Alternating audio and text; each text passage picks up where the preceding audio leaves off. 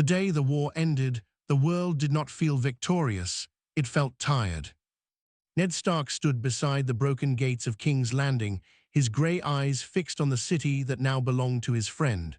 Smoke still curled into the sky, and the scent of blood clung to everything. Victory had come, yes, but it had come with a cost that no songs would ever fully tell. Beside him, louder than the chaos itself, was the laughter of Robert Baratheon. Robert looked like a king already, though the crown had not yet touched his head. His armor was dented, his warhammer stained, but his grin was wide and careless, as if the war had been nothing more than a game he had finally won. "Ned," Robert shouted, clapping a heavy hand on his shoulder, "we did it. The realm is ours now." Ned didn't smile. His gaze drifted toward the Red Keep, where whispers of what had happened inside still spread like poison. "The realm isn't ours," Ned said quietly. "It's broken." Robert waved a hand dismissively. "Then we'll fix it, together." That word lingered, together. Because this time, things would be different. Ned had made a choice, a hard one that felt heavier than any sword he had ever carried. He would not return north. He would not hide behind the cold safety of Winterfell while the South rotted under careless rule. No, he would stay. "I'll stand with you," Ned said, his voice firm but low. "Not just today, not just for the coronation. I'll stay in King's Landing and help you rule." For the first time since the war began, Robert paused. There was something almost surprised in his eyes, like he hadn't expected loyalty to go this far. Then he laughed again, but softer this time. "Gods, Ned, you truly are a stubborn man. Fine, stay, be my right hand. Keep me from making a mess of things." Ned didn't laugh. Because deep down, he already knew Robert would make a mess of things. And he would be the one left to clean it. The first council meeting felt wrong from the very beginning. The room was too warm, too full of polished smiles and careful words. Men who had bent the knee just days ago now spoke as if they had always been loyal. Their voices dripped with false respect, their eyes calculating every move. Ned sat at the king's right hand, silent, watching. Robert, on the other hand, was already bored. "Gold," Robert groaned, leaning back in his chair. "You're all talking about gold like it matters more than the war we just fought." A thin man with sharp features spoke next. "Your Grace, without gold, there is no kingdom to rule." Ned's eyes shifted to him. "Peter Baelish." There was something about him, something slippery. His smile was too easy, too knowing. A man who spoke softly but seemed to think far louder than everyone else in the room. "We must rebuild," Baelish continued smoothly, "and rebuilding requires careful management." "Careful," Robert snorted. "Sounds like cowards talk to me." "Or wise talk," another voice cut in. Varys stood quietly near the wall, his hands folded into his sleeves. "The realm has bled, Your Grace. It needs stability, not more force." Ned leaned forward slightly. "Stability comes from justice." The room fell silent. Ned's voice wasn't loud, but it carried weight, the kind of weight that made men uncomfortable. "We cannot pretend this war was clean," he continued. "There are wrongs that must be answered for." Robert groaned again. "Gods, Ned, must you start with this?" "Yes," Ned said, his eyes hard now. "I must." He was thinking of the children. The innocent ones. The ones who had paid the price for victory. But Robert looked away, his jaw tightening. "The war is over, I won, that's what matters." "No," Ned said quietly. "How you rule now, that's what matters." For a brief moment, tension filled the room like a drawn bowstring. Then Baelish smiled again, stepping in smoothly. "Perhaps Lord Stark is right in principle, but justice, Your Grace, can be complicated." Ned's gaze snapped to him. "Justice is not complicated," Ned said. "Men make it complicated when they want to avoid it." Baelish's smile didn't fade, but his eyes sharpened. And just like that, something unseen began. A quiet war. Not with swords or armies, but with words, influence, and secrets. That night, Ned stood alone on the balcony overlooking the city. King's Landing stretched endlessly before him, alive, restless, dangerous. This place was nothing like the North. Here, honor wasn't strength. It was weakness. He could already feel it, the way men looked at him, the way they listened but didn't truly hear. To them, he was a relic of a different world, a man too honest for a city built on lies. And that made him a target. You're already making enemies. The voice came from behind. Ned didn't turn. Then I'm doing something right. Robert stepped beside him, holding a cup of wine, or something foolish. Maybe both, Ned admitted. Robert laughed softly. You always were like this, too serious, too good. Ned looked at him then, and you always were too careless. For a moment, they just stood there, two men who had once been brothers in everything but blood, now standing at the edge of something far more dangerous than war. Rule. I need you, Ned, Robert said finally, his voice quieter now, not just as a friend, but as a shield against all of this. He gestured vaguely toward the city, the court, the unseen games already unfolding.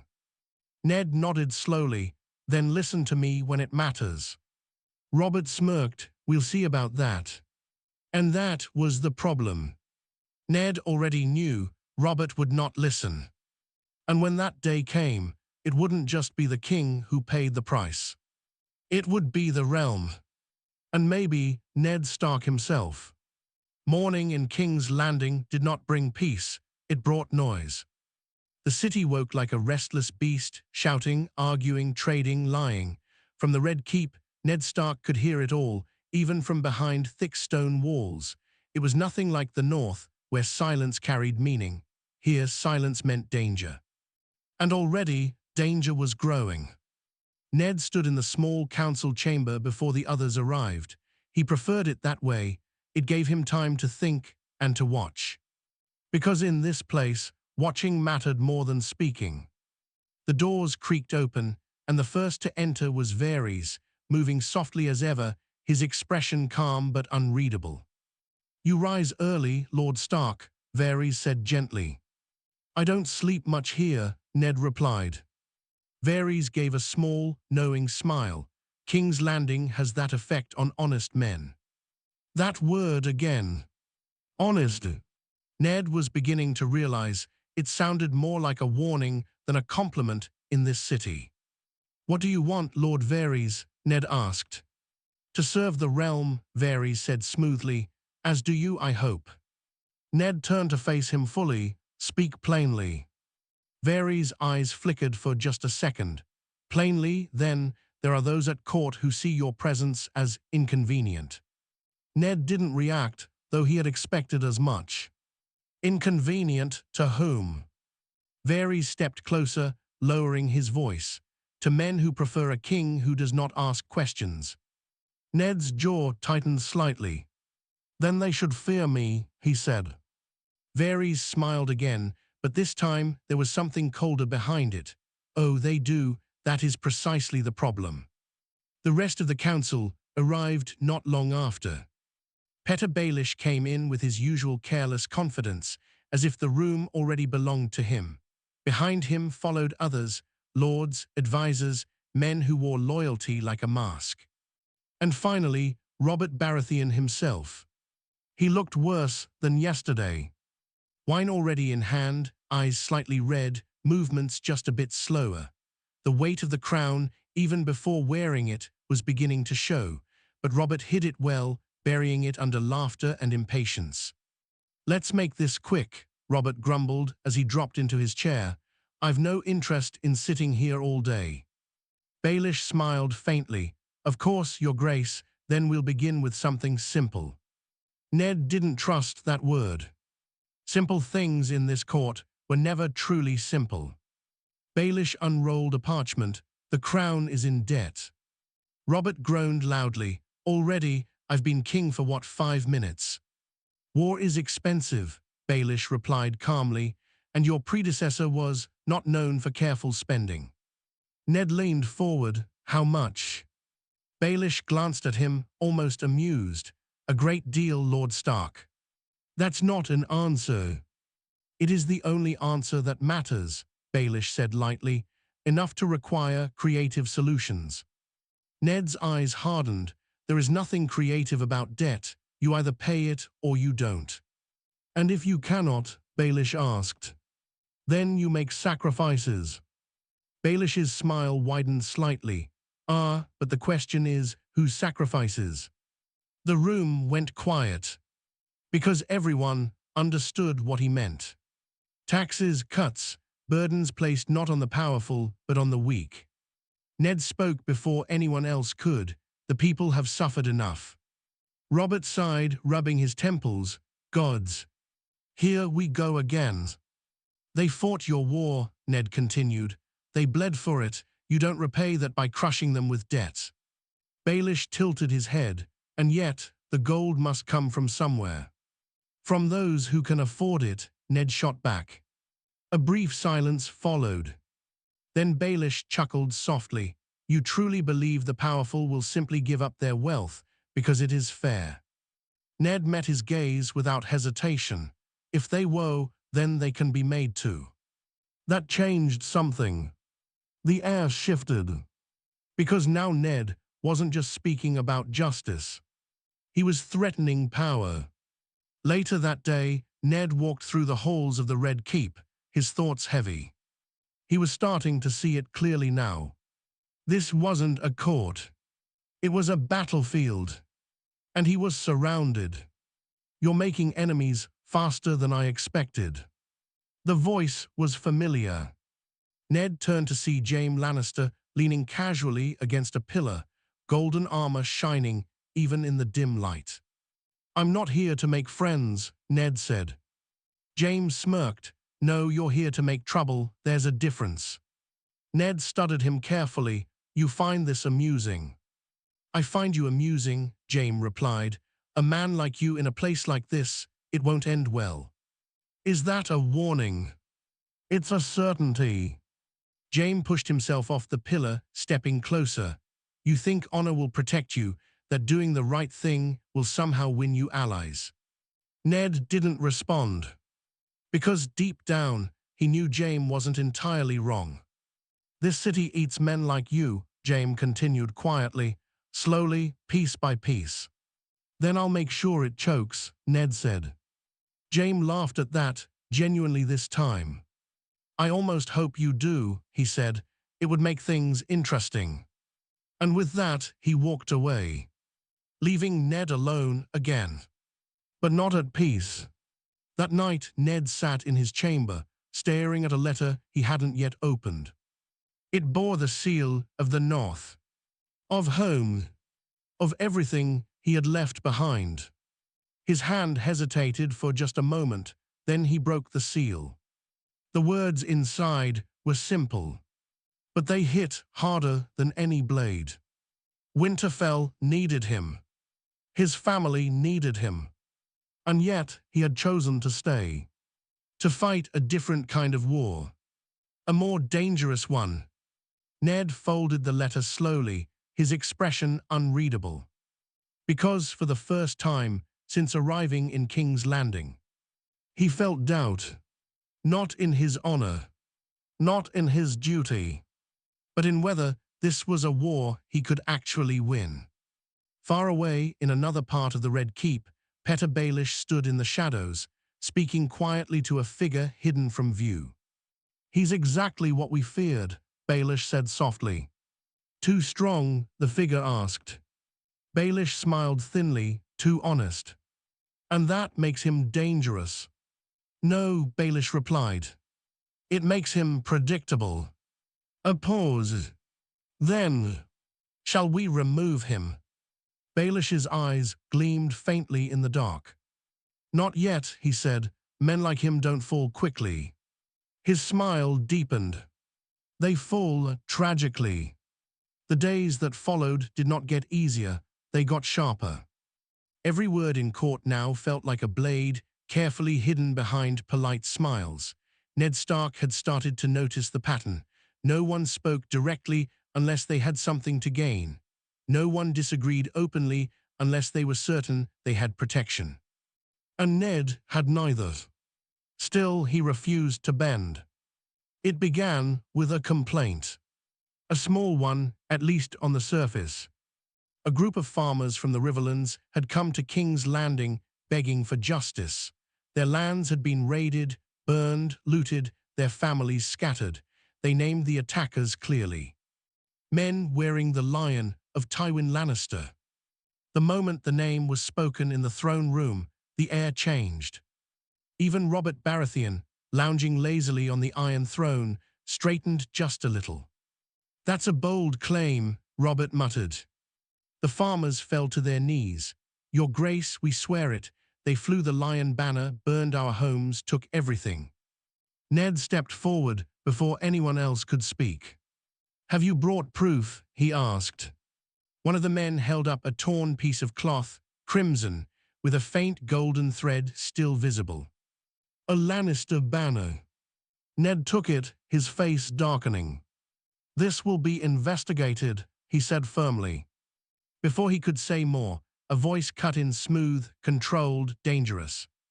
"And what exactly do you intend to investigate, Lord Stark?" The crowd parted slightly. And there she stood. Cersei Lannister. Golden hair shining, green eyes cold, her expression calm but sharp enough to cut steel. She walked forward slowly, every step measured, every movement deliberate. "My father's men do not behave like common bandits," she continued. "If something happened, I'm sure there is a reasonable explanation." Ned met her gaze without hesitation. Burning villages is not reasonable. A flicker of irritation crossed her face, but it vanished just as quickly. "Careful, Lord Stark," she said softly. "Accusations like that can be dangerous." "Truth is only dangerous to those who fear it," Ned replied. A few people shifted uncomfortably. Robert groaned from the throne. "Gods, must this start already? I just won the damn war." Ned didn't even look at him. "And now you must rule." Cersei's eyes narrowed slightly at that. She turned her attention to Robert. "Your Grace, surely you don't intend to insult my family based on the words of frightened peasants." Robert hesitated. And that hesitation was everything. Ned saw it clearly now. Robert didn't want conflict. Not with the Lannisters. Not with anyone powerful. He wanted peace, even if it meant ignoring truth. Ned stepped forward again. "This isn't about insults, it's about justice." Cersei's voice turned colder, or perhaps it's about overstepping. Their eyes locked. And in that moment, it wasn't just a disagreement. It was a line being drawn. Later, the council chamber felt heavier than before. No one spoke at first. Then Petter Baelish broke the silence with a soft chuckle. "Well, that was entertaining." Ned shot him a hard look. "Men lost their homes." "Yes," Baelish said lightly, "and yet somehow we're all talking about politics instead." "That's exactly the problem." Baelish leaned back, studying him. "You still don't understand this place, do you?" Ned's voice was steady. "Then explain it." "Very well," Baelish said, folding his hands. "Power protects itself. Always. You're asking the king to challenge one of the most powerful houses in the realm based on the word of farmers. They brought evidence." Baelish smiled faintly. "A piece of cloth. It's enough to investigate." "And if the investigation leads to Lord Tywin," Baelish asked quietly, "what then? Will the king punish him, risk another war?" Ned didn't answer immediately. Because that was the truth hiding underneath everything. Robert didn't want another war.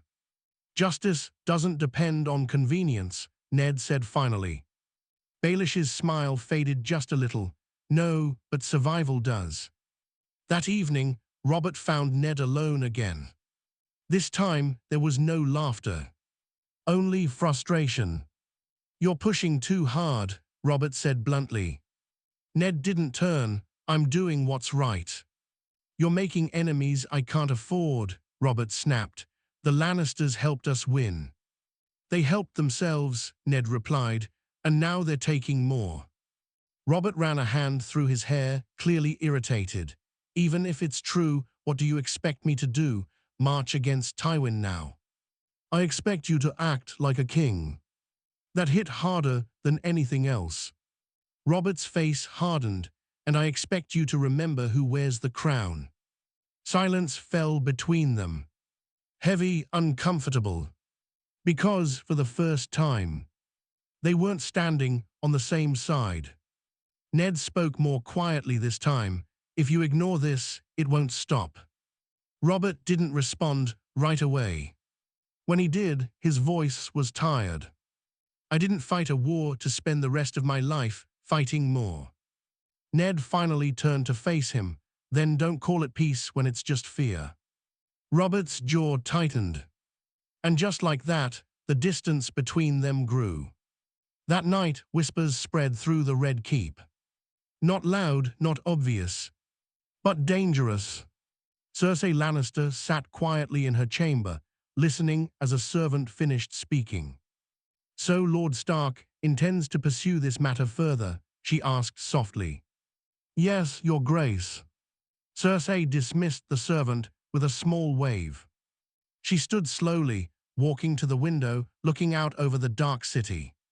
Stubborn, she murmured, just like they said. A pause. Then, almost to herself. He's going to be a problem.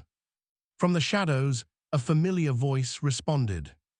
Jaime Lannister stepped forward, arms crossed, expression calm. Then we deal with him. Cersei's lips curved slightly. Not yet.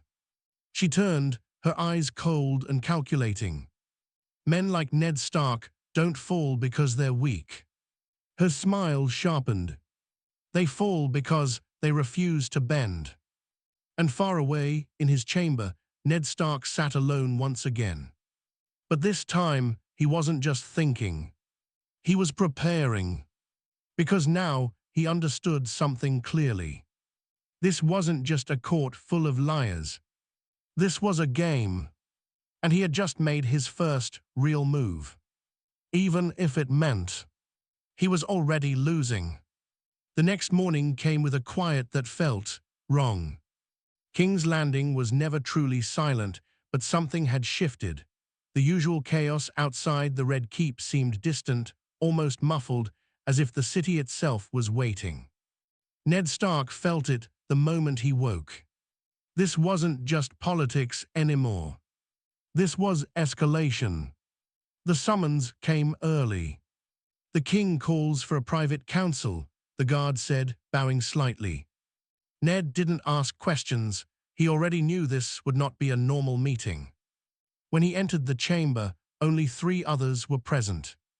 Robert Baratheon sat heavily in his chair, looking more tired than ever.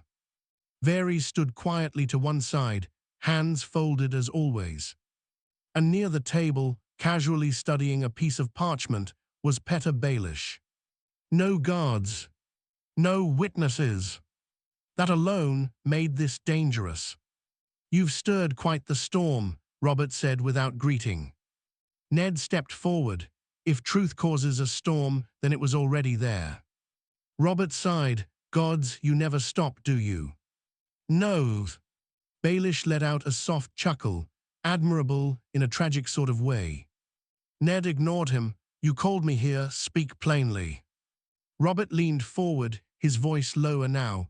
I've received a letter. That caught Ned's attention. From whom? Robert hesitated just for a second. From Tywin Lannister.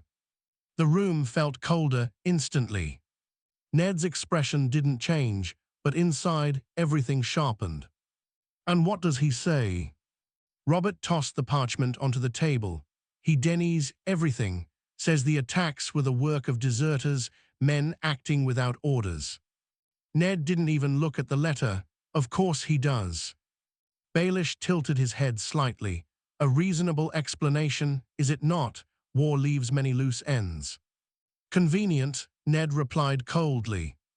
Varys spoke then, his voice calm. Lord Tywin also reminds us of his loyalty during the rebellion. Ned finally picked up the parchment, scanning it quickly. It wasn't just a denial. It was a warning. Carefully worded, polite but clear. Push further, and there will be consequences. Ned placed the letter back down. He's lying. Robert slammed a hand on the table. And what if he is? What do you expect me to do about it? Ned met his gaze. Hold him accountable. For what? Robert shot back. For something we can't prove. We can prove it, Ned said firmly. Give me men. Let me investigate properly. Baelish laughed softly under his breath. Robert noticed. You find something funny. Only the idea, Baelish said smoothly, that sending Lord Stark to investigate Lord Tywin will end in anything other than disaster. Ned turned to him sharply. Truth isn't disaster. No, Baelish agreed, but the reaction to it often is. Robert stood up suddenly, packing now. This is exactly what I didn't want, he muttered. The war is barely over, and already we are talking about tearing the realm apart again. No, Ned said, we are talking about preventing it. Robert stopped, turning on him, by provoking one of the most powerful men in the Seven Kingdoms.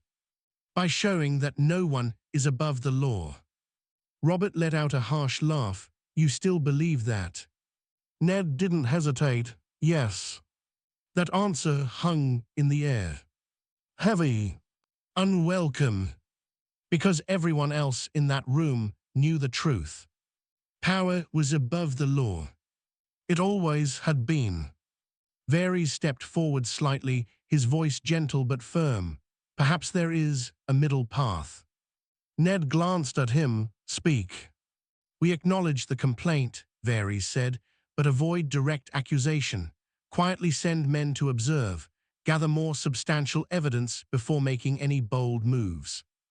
Baelish nodded faintly, a cautious approach, sensible. Ned's eyes narrowed. Careful often becomes cowardly. And bold often becomes foolish, Baelish replied. The two men held each other's gaze. Different minds. Different games. Same battlefield. Robert exhaled deeply, clearly exhausted. I'm ending this. He looked at Ned.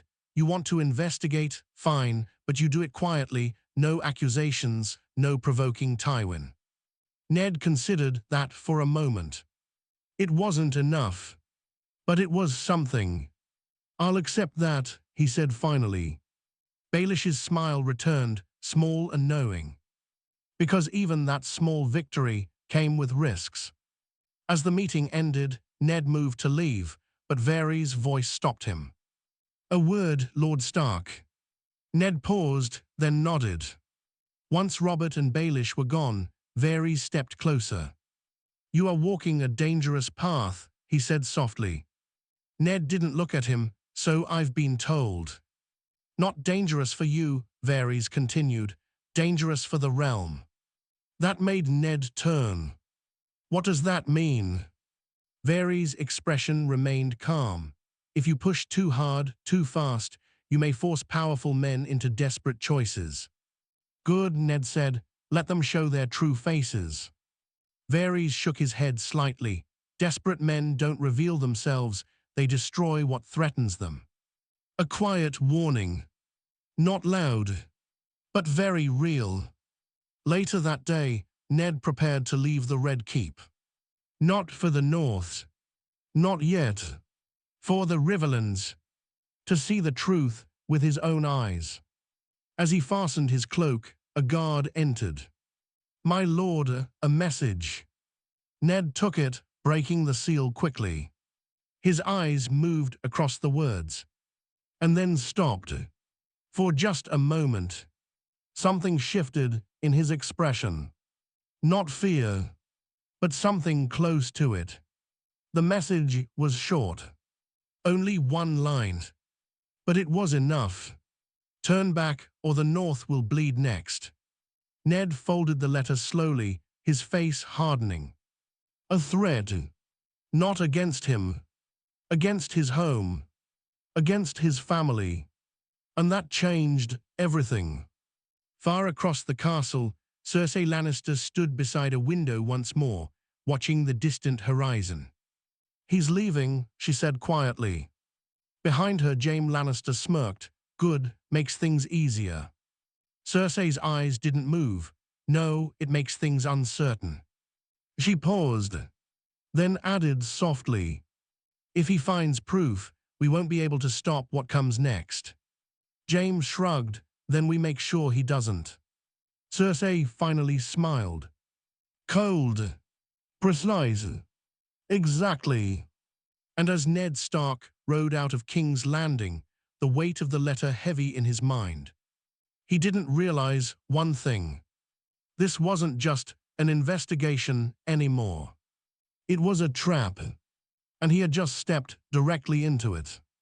The road out of King's Landing felt longer than it should have.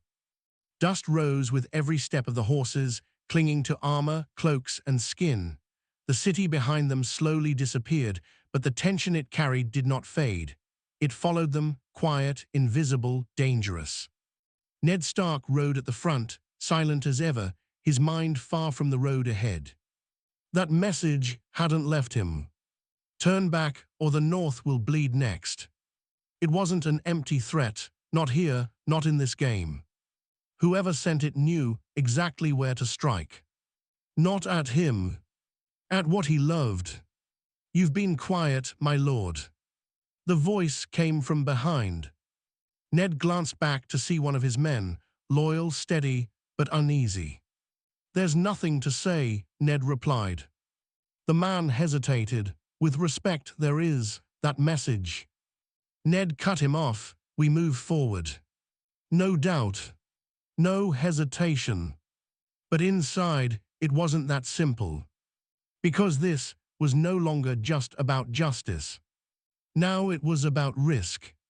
And Ned Stark was beginning to understand something he had always refused to accept. Sometimes, doing the right thing meant putting innocent lives in danger. Days passed before they reached the Riverlands. And what they found there was worse than any report. Burned fields, broken homes, silence where there should have been life. The air itself felt heavy with loss. Ned dismounted slowly, his boots hitting the ground with a dull thud. He walked forward, taking it all in. This wasn't a raid. This was punishment. Deliberate. Cruel. "Gods," one of his men whispered. Ned didn't respond. Because there were no words for this. They found survivors eventually. Not many. And not whole. An old man spoke first, his voice shaking. "You came too late." Ned knelt in front of him. "Tell me what happened." The man swallowed hard. "They came at night, armored, organized, not bandits, soldiers." "Whose soldiers?" Ned asked, though he already knew the answer. The old man's eyes filled with fear. "The lion, we saw it. We all saw it." Ned's jaw tightened. "Did they say anything?" he pressed. The man hesitated, then nodded. "They said this land belongs to stronger men now. A message. Not just destruction. A warning. To anyone who would challenge power." Ned stood slowly, his expression darker than before. This wasn't rogue soldiers. This was ordered. Calculated. And it led back to one man. Tywin Lannister. That night Ned sat by the fire, the evidence laid out before him. Burned banners. Witness accounts. Patterns too clear to ignore. He had what he needed. Proof. Real proof. But instead of relief, he felt something else. Wait. Because now came the harder part. What to do with it? "You look like a man who found what he was looking for and wishes he hadn't." Ned looked up sharply. A figure stepped into the firelight. Familiar. Unwelcome. Peter Baelish. Ned stood immediately. "What are you doing here?" Baelish smiled casually. traveling, observing, helping perhaps. You followed me. I prefer to think of it as arriving at the right time. Ned's hand rested near his sword. Speak clearly. Baelish gestured toward the destruction around them. You've seen it now, no rumors, no doubts. Yes, and you plan to take this back to the king? Yes. Baelish's smile didn't fade, but his eyes sharpened. Then you truly don't understand. Ned's voice turned cold. Explain. Baelish stepped closer, lowering his voice. If you present this publicly, you force Robert into a corner. Good. No, Baelish said softly. Not good, dangerous. Ned didn't move. For whom? For everyone. A pause. Then. Tywin Lannister will not accept humiliation, Baelish continued. Not quietly, not ever. Then he shouldn't have committed these crimes. Baelish let out a quiet laugh. You still think this is about right and wrong? It is. No, Baelish said. It's about power, and you're about to challenge one of the most powerful men in the realm with a king who doesn't want the fight. Ned's silence said everything. Because that part was true. So what do you suggest? Ned asked finally. Baelish's smile returned, something smarter. I'm not interested in your kind of smart. You should be, Baelish replied, because your kind of honor is going to get people killed. That struck deeper than anything else. Because Ned had already thought the same thing. The North, his family, the threat. Baelish leaned in slightly. You don't need to expose this immediately. Use it. Ned's eyes narrowed. Use it. As leverage, Baelish said simply, force Tywin into cooperation, gain power, protect your position. Ned stepped back, disgust clear on his face. You want me to blackmail him? I want you to survive. I'd rather die with honor. Baelish's expression didn't change, but his voice did. Quieter. Sharper. And what about your family? Do they die with your honor too? Silence. Heavy. Unavoidable. Because, for the first time, Ned didn't have an answer. The fire crackled between them. Two men. Two completely different worlds. One day, Baelish said softly, you'll realize something. Ned didn't respond. This game doesn't care about honor, Baelish continued. It rewards those who are willing to bend or break others. Ned finally spoke, his voice low but firm. Then I'll change the game. Baelish smiled again, almost sadly this time. No, he said. The game will change you. Later that night, as Baelish disappeared back into the darkness, Ned Stark sat alone. The evidence still in front of him. The threat still in his mind.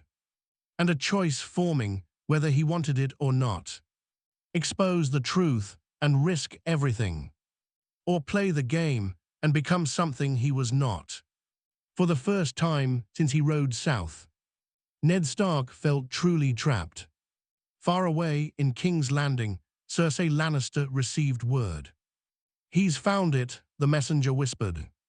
Cersei closed her eyes for a brief moment, then opened them again, cold, focused.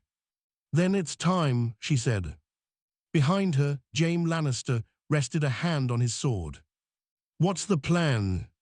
Cersei's lips curved slightly. We don't stop him, she said. We make sure he never makes it back. And out in the Riverlands, the night grew darker. Too quiet.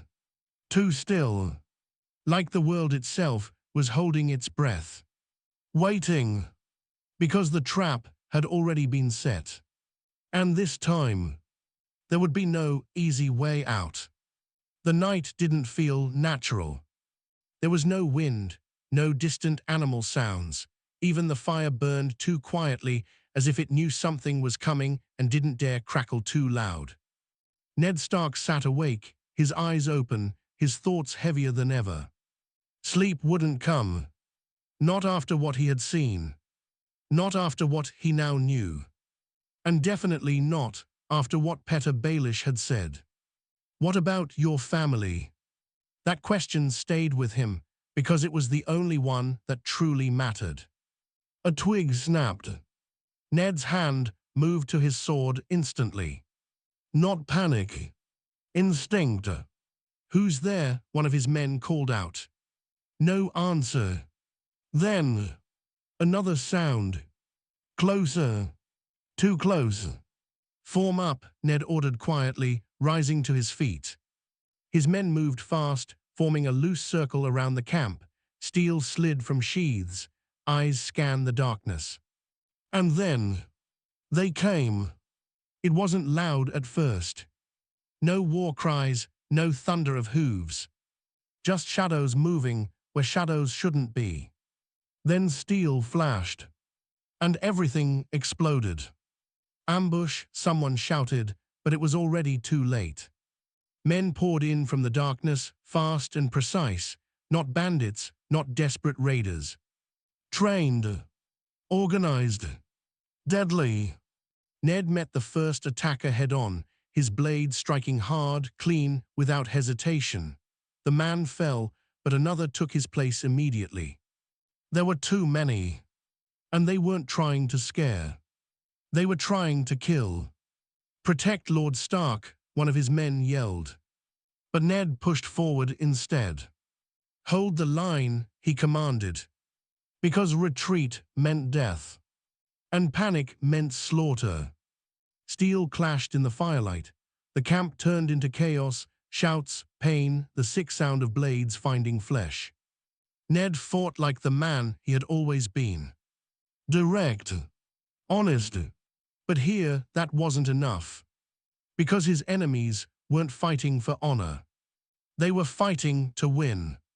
One attacker lunged from the side, too fast. Ned barely turned in time, his blade catching the strike, but the force pushed him back. Another came from behind. A trap.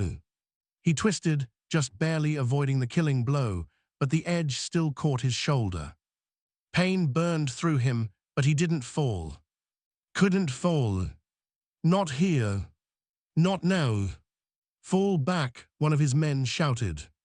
No, Ned roared. But even as he said it, he saw the truth. They were being overwhelmed.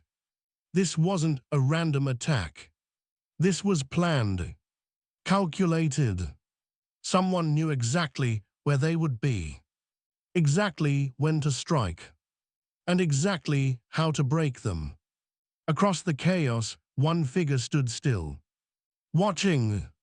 Not fighting. Just observing. Ned's eyes locked onto him. Even in the darkness, he could see the outline, calm, unmoving. In control. The realization hit him like a blade. This wasn't just an attack. This was a message. Ned pushed forward, cutting through one attacker, then another. He had to reach that figure. Had to know. But the closer he got, the harder they fought. Like they were protecting something. Or someone. A heavy blow struck his side, forcing him to one knee. Pain surged through him, but he gritted his teeth, pushing himself back up. Not yet. Not like this. End it, a voice called out from the darkness. Calm. Cold. Familiar. Ned froze for just a fraction of a second. Because he knew that voice. Then everything hit at once. Two attackers lunged together. One from the front.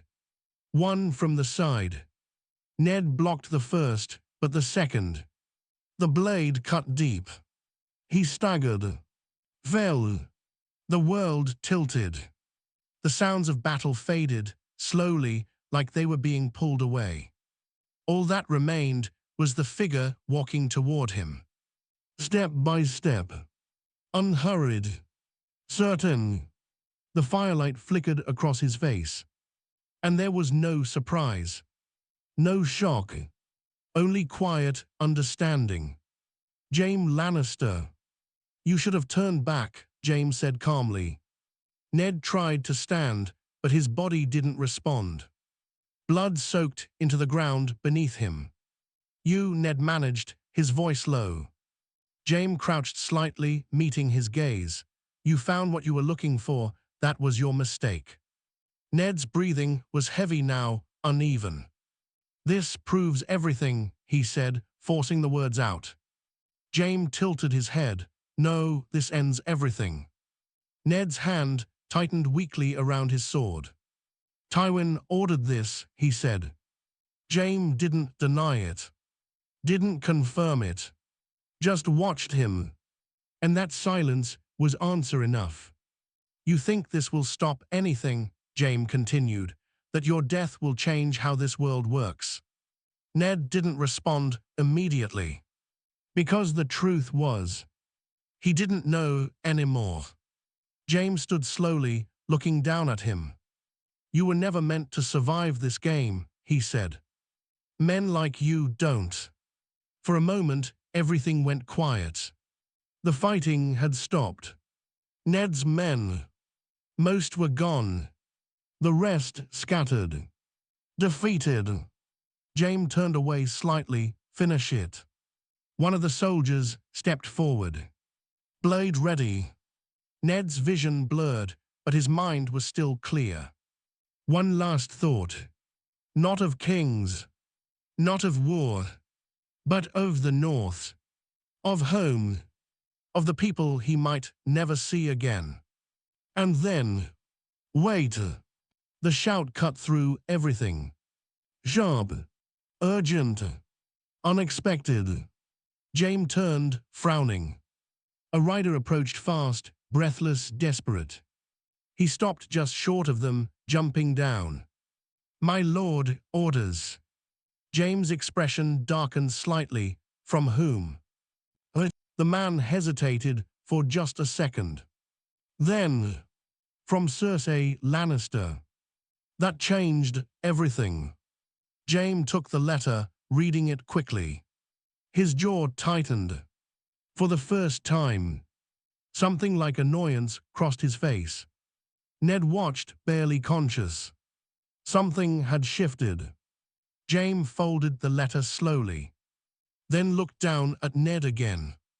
"This isn't your lucky day," he said. A pause. Then, "It's worse." He stepped back. "Take him alive." The soldiers hesitated. "But..." "Alive," James repeated, his voice harder now. No argument followed. Ned felt hands grab him, pulling him up roughly. Chains. Cold. Heavy. The world spun, but he forced himself to stay awake. Because now he understood. Death would have been simple. Quick. Honorable. This was something else.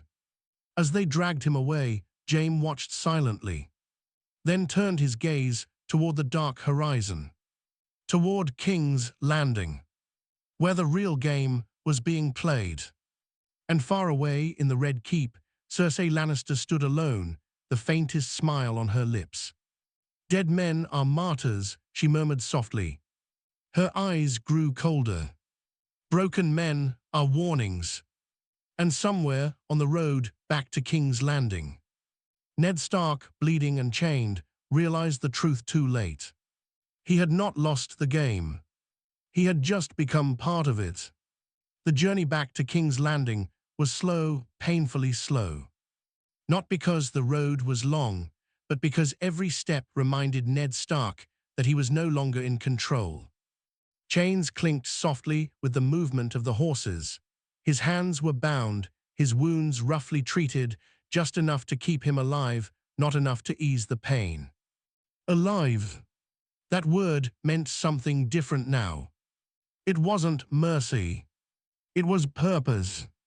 Ned kept his head low as they rode, but his mind was sharp. Too sharp. Every moment replayed itself again and again. The ambush. The voice. Jaime Lannister standing over him. And then the letter. From Cersei Lannister. That was the part that troubled him most. Because killing him would have been easier, cleaner. But they didn't. They chose something worse. You're quieter than I expected. Ned lifted his head slightly. Jaime rode beside him now, armor gleaming even under the dull sky.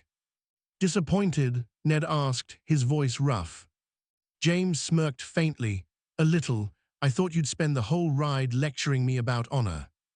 Ned looked ahead again. Would it matter? No, Jaime admitted. A brief silence followed.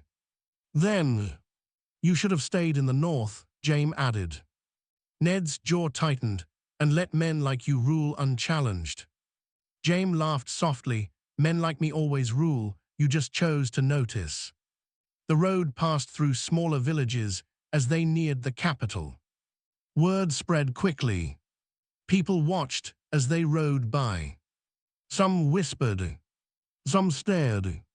Some looked afraid. Because even in chains, Ned Stark didn't look like a criminal. He looked like a warning. By the time the gates of King's Landing appeared, the air had changed again. He could feel it. The city hadn't forgotten him. But it hadn't welcomed him either. They didn't take him to a dungeon. That was the first surprise. Instead, they brought him back into the Red Keep itself. Clean halls. Polished floors. The same place where he had once walked freely. Now every step echoed differently. Comfortable enough for you, Jaime said as they stopped outside a guarded chamber. Ned didn't answer. Jaime studied him for a moment, then shrugged. Enjoy it while it lasts. The door opened, and Ned was pushed inside. The room was simple. Not luxurious, but not a cell either. A table, a bed, a single window. Controlled freedom. That was the point. The chains were removed, but guards remained outside. Always watching. Always listening. Hours passed. Or maybe longer. Time felt strange now. Until finally, the door opened again. And she entered. Cersei Lannister didn't rush. She never did. Every step was calm, measured, deliberate. Like she already knew how this would end. Ned stood slowly, despite the pain. I was wondering when you'd come, he said. Cersei smiled faintly. Of course you were. She walked further into the room, studying him like he was something interesting. You've caused quite a bit of trouble, she continued. Ned's voice stayed firm. I found the truth. No, Cersei said softly, you found something inconvenient. They stood facing each other. No guards inside. No witnesses. Just two people on opposite sides of the same war. You had me attacked, Ned said. Cersei didn't deny it. That depends, she replied. Do you have proof? Ned's silence answered that. Because proof didn't matter here. Not in this room. You're alive because I chose it, she continued. You should consider that carefully. Ned stepped closer. You think this gives you power over me? Cersei tilted her head slightly. Doesn't it? No. Then you're more foolish than I thought. A pause. Then Cersei walked to the table, picking up a cup casually. You went looking for justice, she said, and what did it get you? Ned didn't answer. Chains, she said simply. Ned's voice hardened. It's not over. Cersei laughed quietly. It was over the moment you left the north, she said. You just didn't realize it. Ned stepped forward again, ignoring the pain. If you think I'll stay silent. I don't, Cersei interrupted. That stopped him. Because her tone had changed. Slightly. But enough. I expect you to speak, she continued. In fact, I'm counting on it. Ned frowned. What? Cersei turned to face him fully now, her eyes sharp. You're going to tell the king everything, she said, about the Riverlands, about my father. Ned stared at her, trying to understand. Why would I do that for you? Cersei smiled. Cold. Precise. Because if you don't, the North will blade. The words hit harder than any blade. Ned's expression didn't change, but inside everything tightened. You're bluffing, he said. No, Cersei replied calmly, I'm reminding you. She stepped closer now, her voice lower. You think this is about you, she said. It never was. A pause.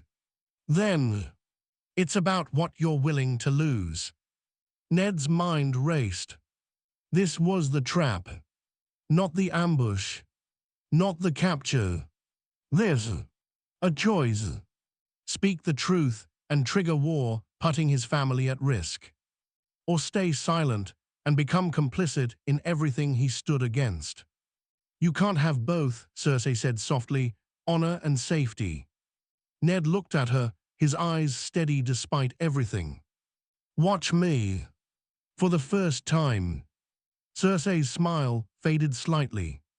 Just for a second. Because that answer wasn't part of the game she expected. She stepped back, regaining her composure. We'll see, she said. Then turned toward the door. Rest, Lord Stark, she added. You'll need your strength. The door opened, then closed, and she was gone. Ned stood alone again. But this time it was different. Because now he understood everything. This wasn't about proving the truth anymore. It was about surviving it. And somewhere deep inside the Red Keep, Petyr Baelish smiled quietly to himself. Because the game had reached its most interesting point. Ned Stark had finally been given a real choice. Not between right and wrong, but between two kinds of loss. And no matter what he chose, he would pay for it. The next day came heavy. Not with noise, not with chaos, but with expectation. The kind that sits quietly in the air, waiting for something to break. Ned Stark hadn't slept. Not even for a moment. Every thought circled back to the same place. The North, his family, and the choice forced upon him. Speak and risk everything. Stay silent and lose himself. The door opened without warning. Your presence is required, a guard said. No explanation. None needed. Ned nodded once and followed. The throne room was already full. Whispers filled the space like a quiet storm. Lords, ladies, guards. All watching. All waiting. Because word had spread. Something was about to happen. At the center, seated on the Iron Throne, was Robert Baratheon. He didn't look angry. He didn't look drunk either. Just tired. More tired than Ned had ever seen him. And beside him, Cersei Lannister. Calm, composed. Like she already knew how this would end. Ned was brought forward, stopping just below the throne. Chains had been removed. But it didn't matter. Everyone in that room knew he wasn't free. Robert leaned forward slightly. You look like hell. Ned almost smiled. Feels about right, he said. A few quiet murmurs passed through the crowd. Robert studied him for a moment. Then, I've been told you have something to say. There it was. The moment. The choice. Ned glanced briefly toward Cersei. She didn't move. Didn't react. But her eyes were watching everything. Then Ned looked back at Robert. At his friend. At his king. And for a brief second, the world felt simple again. Like it used to be. Before crowns. Before lies.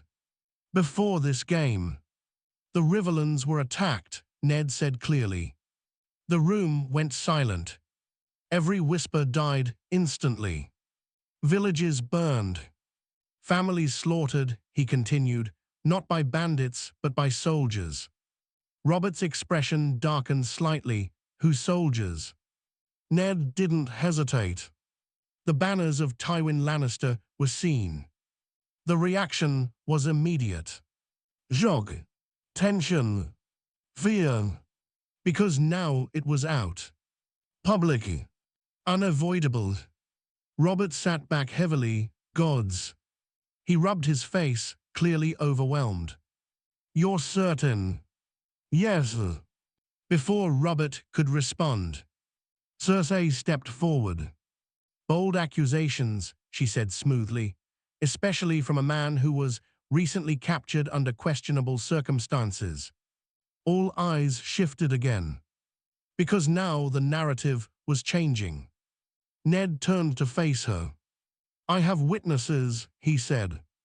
Frightened peasants, Cersei replied, hardly reliable. I have evidence. A piece of cloth, she countered calmly. The room shifted again. Doubt. Confusion. Exactly what she wanted. Ned's voice grew sharper. I saw the destruction myself.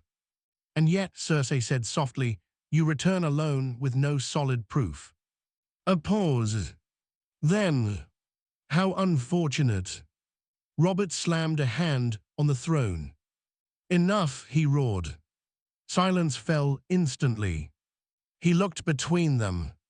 Ned, Cersei, truth, power. And for the first time, he looked trapped. What do you want me to do? Robert demanded. It wasn't a question of anger. It was a question of desperation. Ned stepped forward.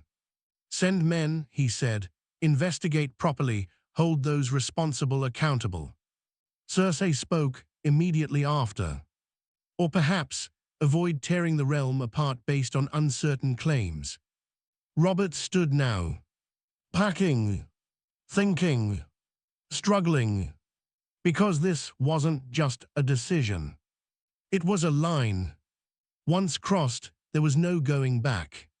Ned watched him closely, waiting, hopping, because despite everything, he still believed in him. Robert, Ned said quietly, not your grace, not my king, just Robert. That stopped him. The king turned slowly, looked at him, really looked, and for a moment, the throne didn't matter. The crown didn't matter. It was just two men again. You asked me to stand beside you, Ned said, to help you rule. Robert didn't speak. This is what that means, Ned continued. Not easy choices, not safe ones. A pause. Then, but the right ones. Silence. Deep.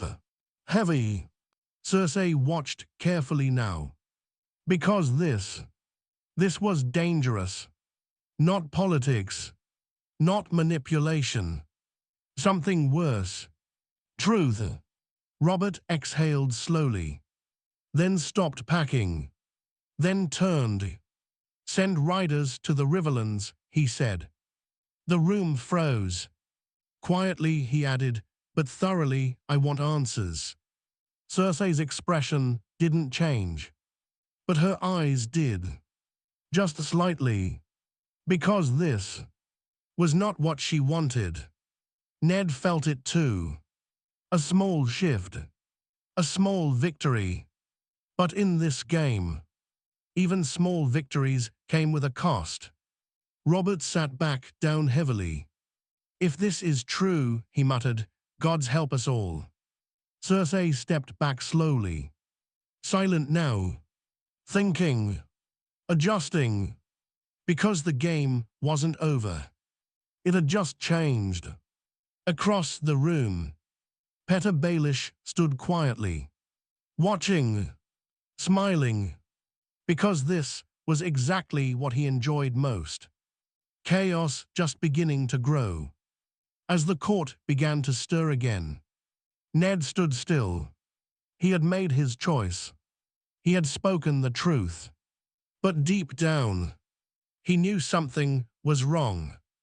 Because Cersei hadn't argued harder, hadn't pushed back more, hadn't fought this decision the way she should have. And that meant only one thing. She had already planned for this.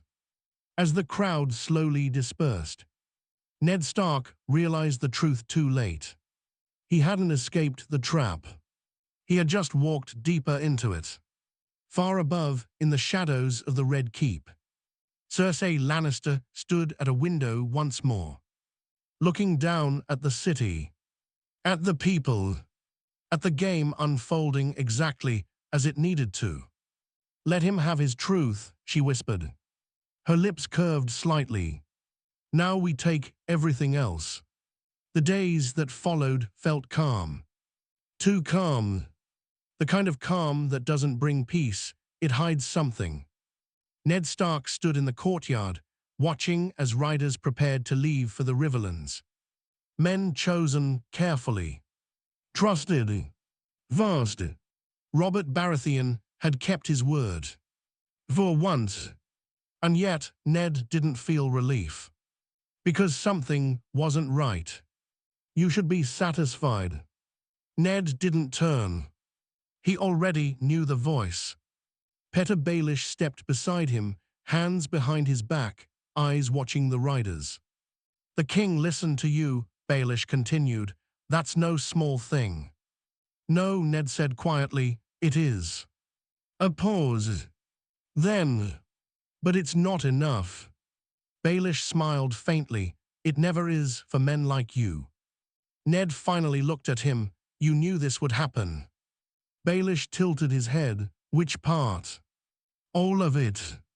Baelish chuckled softly. "I know many things, Lord Stark, but I don't control them." "That's a lie." "Of course it is," Baelish said lightly, "but it's a useful one." Ned's eyes hardened. "What's coming?" Baelish's smile didn't fade, but his voice lowered slightly. "Consequences." Before Ned could press further, a horn sounded. Sharp. Urgent. Wrong. Both men turned. A rider approached the gates at full speed. His horse was exhausted, foam at its mouth, barely standing. The rider didn't even wait to dismount properly. He stumbled forward, shouting, "Message from the north." Ned's heart stopped. For just a second. Then started again, harder. "Vasto." He moved quickly, grabbing the scroll before anyone else could. His hands were steady. But his mind was. He broke the seal. Read the words. And everything changed. His face didn't show it. Not fully. But something inside him cracked. "What is it?" Baelish asked softly. Ned didn't answer immediately. Because saying it out loud would make it real. "Finally, the North has been attacked." Silence. Deep. Heavy. Unavoidable. Baelish didn't look surprised. That was the first thing Ned noticed. "By whom?" Baelish asked. Ned's voice was colder now. "Raiders," he said, "organized, precise." A pause. Then, "No banners." Baelish exhaled slowly. "How unfortunate." Ned turned to him sharply. "You knew." "I suspected," Baelish corrected. "You let this happen." "No," Baelish said calmly. "I understood that it would happen." Ned's hand clenched into a fist. "People are dying." "Yes," Baelish said simply. That answer hit harder than any insult. Because it wasn't cruel. It was honest. "You pushed the king," Baelish continued. "You forced movement. This is the response." Ned stepped closer. "From Tywin." Baelish shrugged slightly. Perhaps, or perhaps from someone who benefits from chaos. Ned's mind raced. Cersei, Tywin, enemies he knew. Or worse, enemies he didn't. This is exactly what you were warned about, Baelish said quietly. Power doesn't just defend itself, it strikes back. Ned didn't respond. Because now it wasn't about theory. It wasn't about politics. It was real. His home. His people. Under attack. I'm going north, Ned said suddenly. Baelish raised an eyebrow. Abandoning your position, interesting choice. I won't sit here while my people bleed. And if you leave, Baelish said softly, what happens here? Ned didn't answer. Because he already knew. Cersei would win. Completely. You can't protect everything, Baelish continued. That's the truth no one likes to admit. Ned turned away. Because he hated that truth. But he couldn't ignore it. Before he could decide. Another voice cut in. You're not going anywhere. Ned turned sharply. Cersei Lannister stood at the entrance, her expression calm, but her eyes cold. This is exactly what you wanted, isn't it? She said softly. The consequences of your actions. Ned's voice hardened. You did this. Did I? She replied. Or did you? She stepped closer. War doesn't stay where you want it to, she continued. You brought it back into the realm. I brought truth, Ned said. And truth brought blood, Cersei answered. A pause.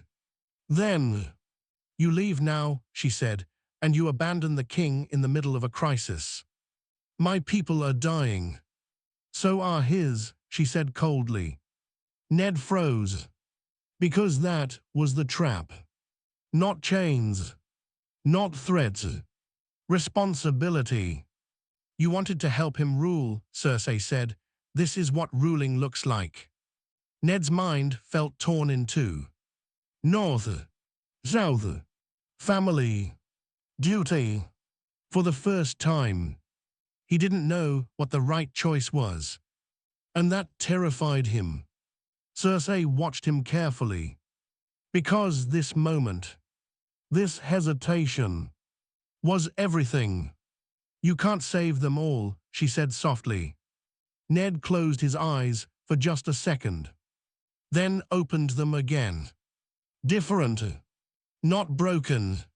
But changed. No, he said quietly. You're wrong. Cersei frowned slightly. I can't save everyone, Ned continued. But I can choose who I stand with. A pause. Then. And I won't let you turn me into something I'm not. Silence. Because that answer wasn't part of the game. Cersei studied him. Long. Carefully. Then finally. She smiled. But not the same cold smile as before. Something else. Something sharper. Then let's see how long that lasts. She turned. And walked away. Baelish watched her go, then glanced at Ned. Well, he said quietly. This just became a lot more interesting. Ned didn't respond. Because now, he understood everything. This wasn't a war he could win cleanly. It wasn't a game he could refuse to play. It was something worse. A choice between losing slowly or losing everything at once. And somewhere far away, in the cold lands of the north, the real cost of that choice had already begun.